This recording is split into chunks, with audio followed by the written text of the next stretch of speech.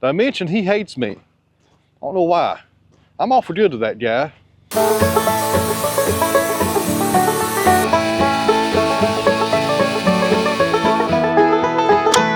If they don't fall up here.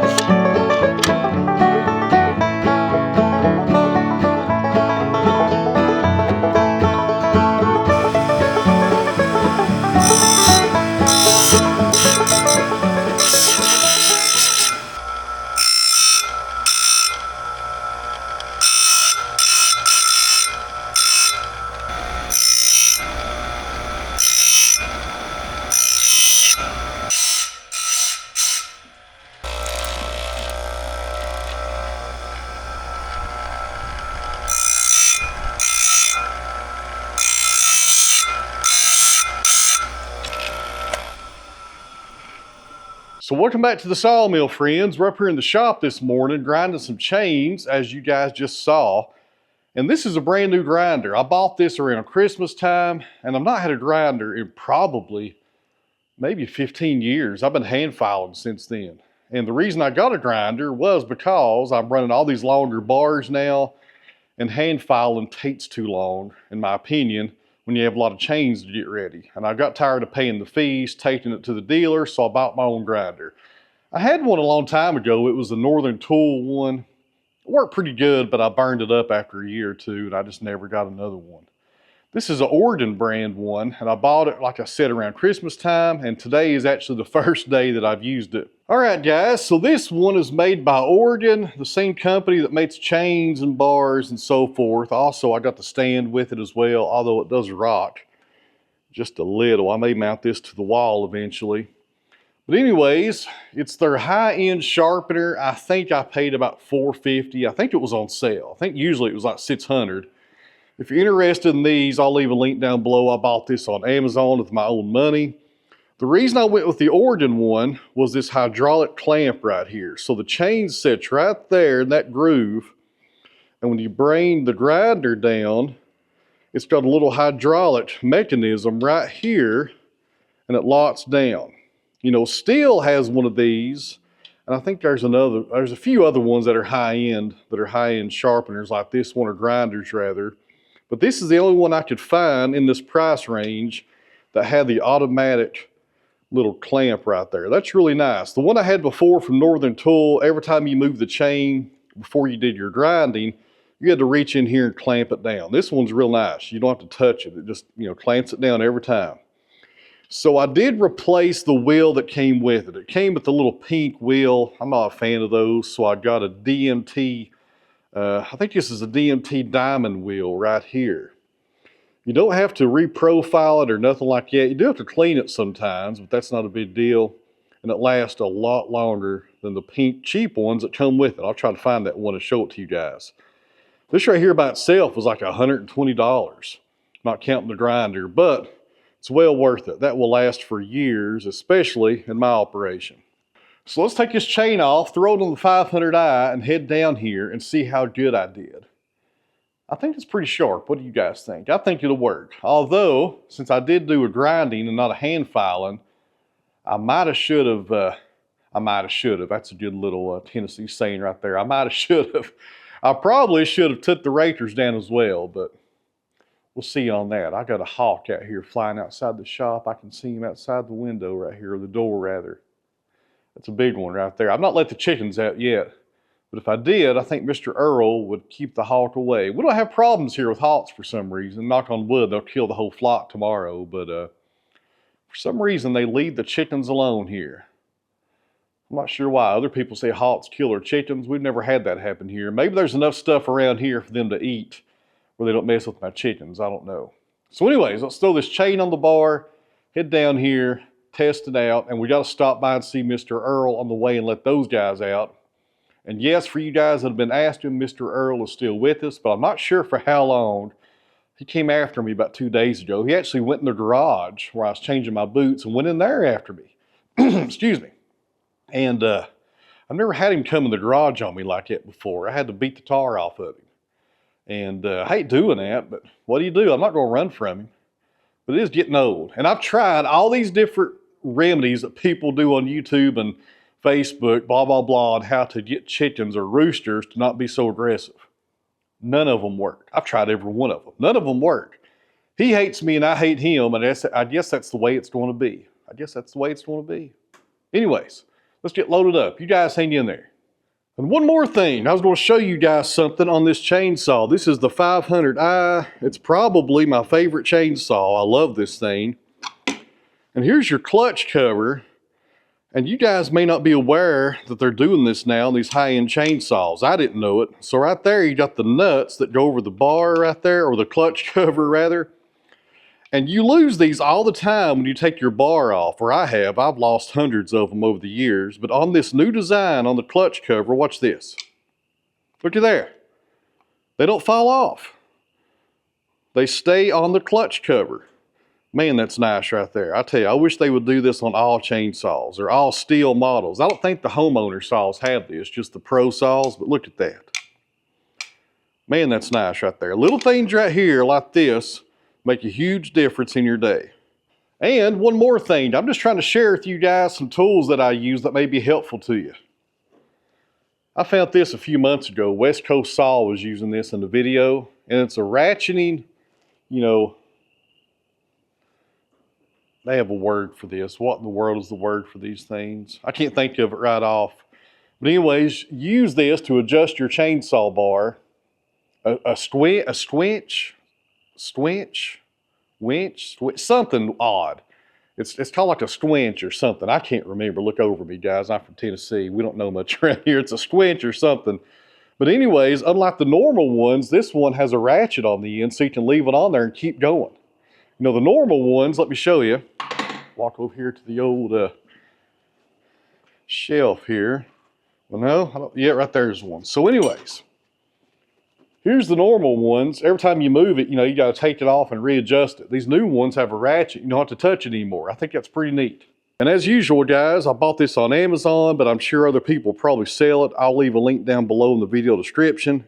Extremely helpful for chainsaws right there. This is really nice. I think it fits all steels and maybe Husqvarna. Pretty sure it does. Go pick you one up and you'll be glad you did. And this is not sponsored. Bought this with my own money.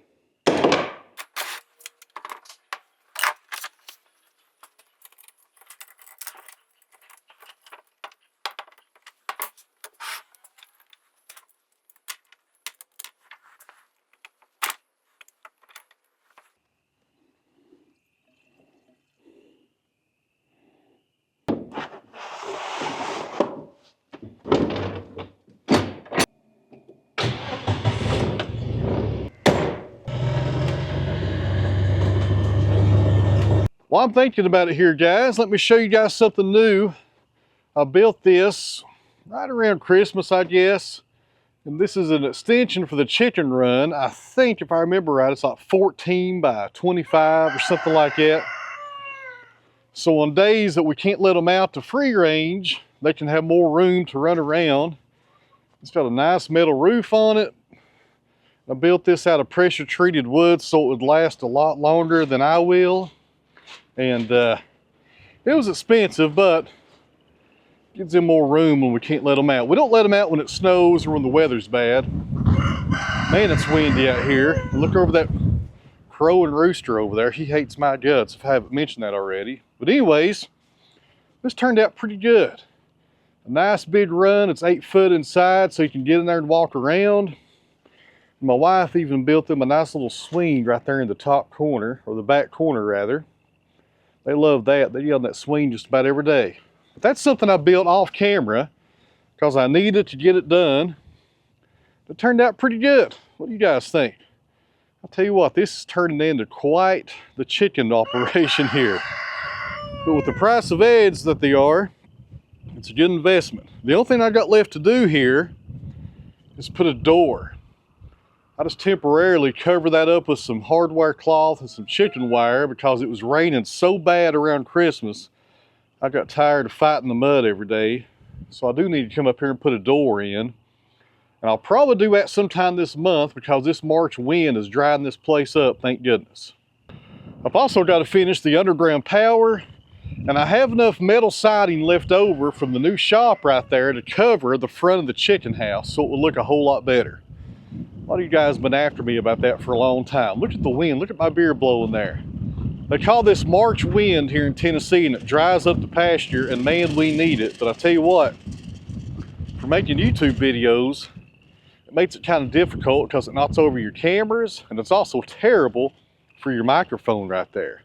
But hopefully this turns out pretty good. If it doesn't, I apologize in advance. Let's go let Earl out and get out of here because he will be fit to be tied. Did I mention he hates me? I don't know why. I'm awful good to that guy. Hello, ladies and Mr. Earl. I'm getting out of here, Earl. Don't worry. I got the tractor parked right beside the chicken run. That way you can't mess with me. Come on, Earl. Let everybody see you. Right there he is in all his glory. The hatefulest rooster on YouTube, right there. And he's at full maturity. My wife said he's a year old. And I tell you what, he hates me. If I wasn't sitting in this tractor, me and him be fighting right now. No doubt about it.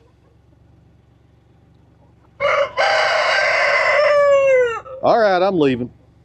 All right, guys, this is pin oak. It's in the red oak family. And this is my firewood pile. This stuff is low grade. It may have metal in it or, you know, just not a good saw log. And I love using this little dingo thing here for marking firewood. Works really good. Hopefully I don't fall up here. There we go.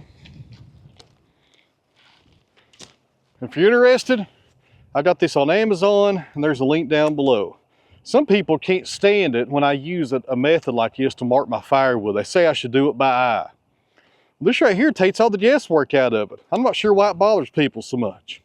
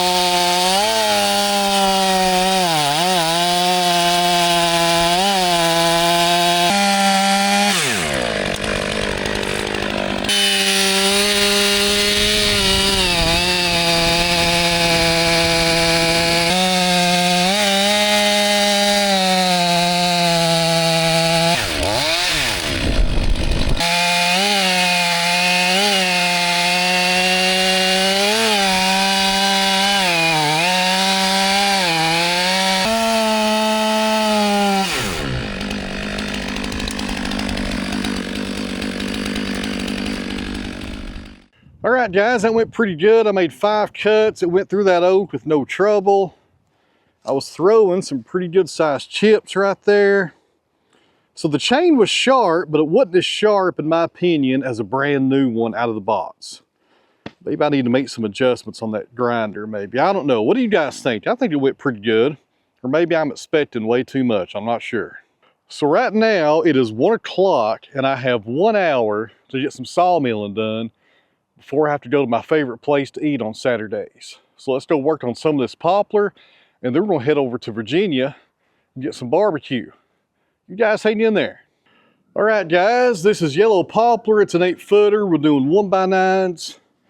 And I think I'll come down on this side right here and cut a 9-inch cant, FOH, which means free of heart.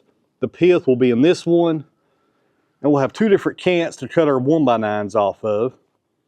And I think that's what we're going to do. It should go pretty fast, and hopefully I can get this done before it's barbecue time. But if I can't, we'll come back here and finish it.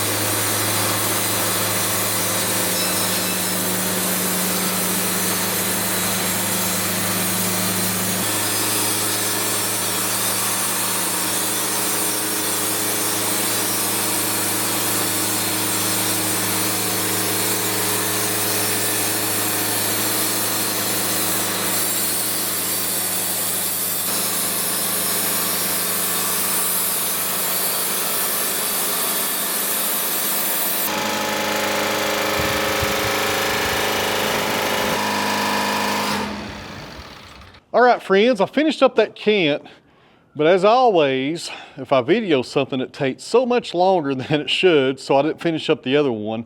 We'll do that here when we get back. We're gonna head up to the house, get cleaned up, and drive over to Virginia and get some of the best barbecue around. I think it's the best barbecue around, actually. Some people around here may want to argue with me over that. That's fine. But anyways, I'll take you guys with me. Let's go get something to eat, and we'll come back up here and finish up this log and see what else we can get into. You guys hang in there.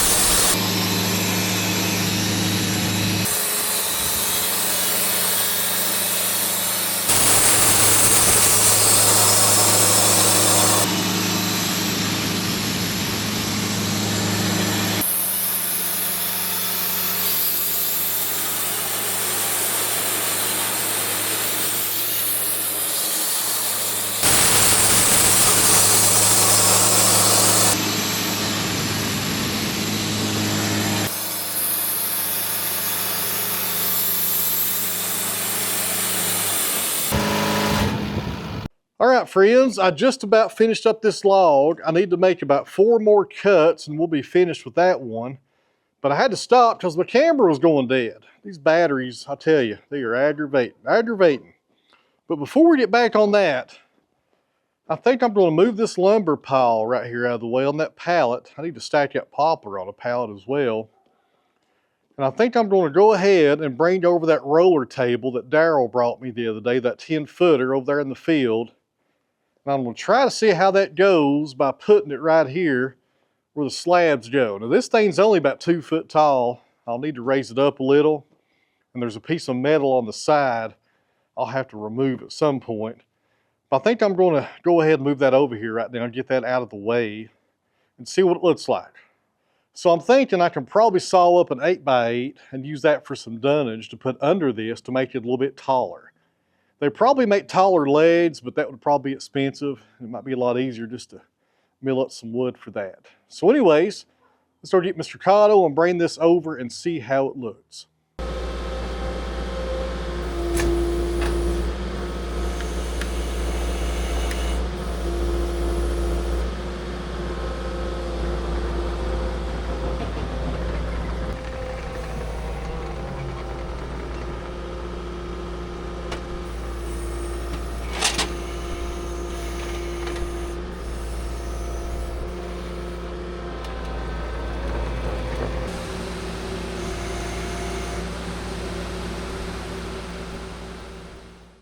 All right, guys, Mr. Cotto got the roller table over here, and I tell you what, this thing is heavy.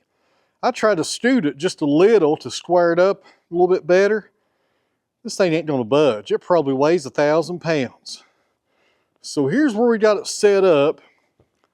I moved my little pieces of pine, those 6x6s right here toward the end of it to catch all the slabs so I can get under those slabs with the pallet forts. But I'm going to have to make actually two adjustments to it. As you guys can see, I don't know if you can tell, this corner right here is kind of high because the ground's not level. I want this end to be lower so the slabs will roll down it. They got right there, then they stopped on my little test run. So these feet are adjustable. I think if I get in here and loosen up those two bolts right there on the bottom, I should be able to lower this down about a 1/2 inch and get it to where it's parallel to the other one right there, if that's the right word or not. If it's not, I'm sure somebody will let me know down in the comments. They always do. That right there is going to be right in the way. I should be able to grind that off. Just grind it right there at the weld, and that should get rid of it. All right, friends, I think I'm done for the day. It's getting a little cold out here. The temperature's dropping. And I don't mind those conditions, but the sun's going down, and these cameras do terrible in low light settings. And you just can't make videos in low light settings. I use these DJI cameras, and they work really good. And they have a low light setting, but it doesn't do too good, I've noticed. It doesn't. It just looks kind of fuzzy, the resolution's terrible, and it looks kind of fake, to be honest with you. So it is what it is. So in closing here, friends, I guess I'm done. Thanks for watching. I really appreciate you guys. I'll see you back here on the next video.